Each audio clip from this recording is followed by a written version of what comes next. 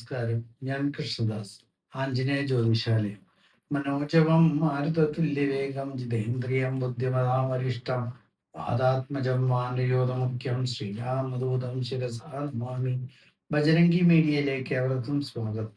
ഇന്നത്തെ വീഡിയോയിൽ പ്രതിപാദിക്കാൻ പോകുന്നത് ഈ രാശിമാറ്റങ്ങൾ കൊണ്ട് അല്ലെങ്കിൽ ഗ്രഹമാറ്റങ്ങൾ കൊണ്ട് മീനം രാശിയിൽപ്പെടുന്ന നക്ഷത്രക്കാർക്ക് വരുന്ന ഗുണദോഷ ഫലങ്ങളെയാണ് ഇവിടെ പറയുന്നത്.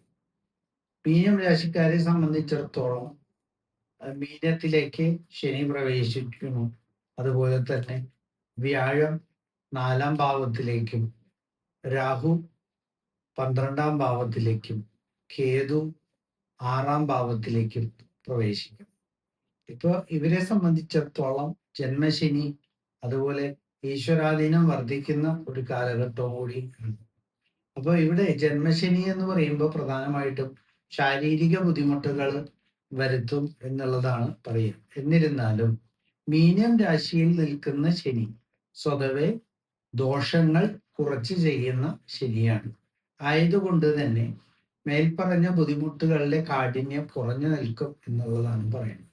മറ്റൊരു സവിശേഷത, വ്യാഴം 3-ാം ഭാവത്തിൽ നിന്ന് 4-ാം ഭാവത്തിലേക്ക് മാറുമ്പോൾ നമ്മുടെ വീട് സംബന്ധമായിട്ടും കർമ്മ സംബന്ധമായിട്ടും മാറ്റങ്ങൾ, അതായത് നല്ല മാറ്റങ്ങൾ, വീട്ടിൽ സന്തോഷം, അഭിവൃദ്ധി കാര്യങ്ങൾ വരികയും കർമ്മസ്ഥാനത്ത് ഉയർച്ചയും നല്ല ഒരു ഭാഗ്യം വരികയും അതുപോലത്തെ 6-ല് കേതു നമ്മൾക്ക് രോഗങ്ങളിൽ നിന്ന് രോഗങ്ങളും ശത്രുബാധ ദുരിതങ്ങളും അതുപോലെ കടങ്ങൾ വരുത്താനുള്ള പ്രവണത കൂടി നിൽക്കുന്നതായിട്ടുള്ള ചില ദോഷഫലങ്ങൾ പറയേണ്ടതായിട്ട്.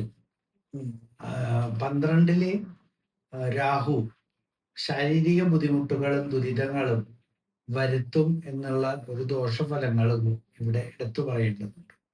അതിന് പരിഹാരമായിട്ട് പ്രധാനമായിട്ടും നമ്മൾ ചെയ്യേണ്ടത് മൃത്യുഞ്ജയ പുഷ്പാഞ്ജലി, പിൻവിളക്ക്, ജലധാര, അതുപോലെ തന്നെ വിഷ്ണു ക്ഷേത്രത്തിൽ നമ്മൾക്ക് ധന്വന്തരി മന്ത്രാർച്ചന, നെയ്വിളക്ക്, തുളസിമാല എന്നിവ കൊടുക്കുന്നത് വളരെ ഗുണപ്രദമാണ്.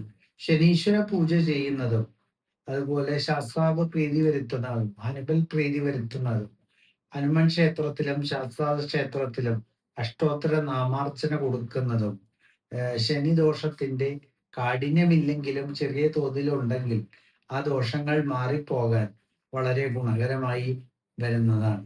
അതുപോലെ തന്നെ ശൈവനാഗങ്ങൾക്ക് ശിവന്റെ ക്ഷേത്രത്തിലും ശൈവപരമായിട്ടുള്ള മൂർത്തികൾ സുബ്രഹ്മണ്യൻ, ഗണപതി, അതുപോലെ ശാസ്താവ്, ഭദ്രകാളി എന്നീ ക്ഷേത്രങ്ങളിൽ വരുന്ന നാഗങ്ങൾക്ക് ആയില്യപൂജ നടത്തുന്നതും 100 പാലം നടത്തുന്നതും മഞ്ഞപ്പൊടി, ഉപ്പ് മുതലായവ സമർപ്പിക്കുന്നതും കരിക്കഭിഷേകം ചെയ്യുന്നതും എല്ലാം ഈ ദോഷകാഠിന്യങ്ങൾ കുറച്ച് ഗുണഫലങ്ങൾ വരുത്താൻ വളരെയധികം സഹായിക്കും.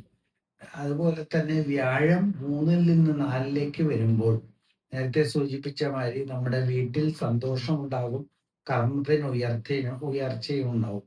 അതുകൊണ്ട് അത് വളരെ ഒരു അനുഗ്രഹമായി തന്നെ ഭവിക്കും. എല്ലാവർക്കും ഈ രാശിമാറ്റം ഈശ്വരാധീനം വരുത്തിക്കൊണ്ടും നമ്മുടെ പ്രവർത്തികൾ നല്ല രീതിയിലാക്കിക്കൊണ്ടും നല്ല രീതിയിൽ ആയി വരട്ടെ എന്ന് ആശംസിച്ചുകൊണ്ട് നിർത്തുന്നു. നന്ദി,